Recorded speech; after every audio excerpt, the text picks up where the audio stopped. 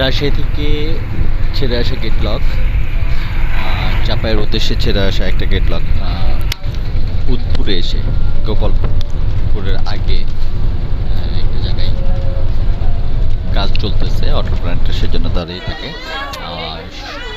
সামনের দিক থেকে চাঁপাইনবাবগঞ্জের দিক থেকে আসা একটা ট্রাক সরাসরি ড্রাইভার সাইডে হিট করে দিয়ে বাসের সামনের অংশ এবং ট্রাকের সামনের অংশ হয়েছে। তেমন ধরনের কোনো ক্ষয়ক্ষতি এবং মানুষের কোনো হয় নাই, মানুষ হতাহত বা মারা যাওয়ার কোনো খবর হয় না। আমি এই বাসের যাত্রী ছিলাম, এখনো আছি। এ হচ্ছে আজকের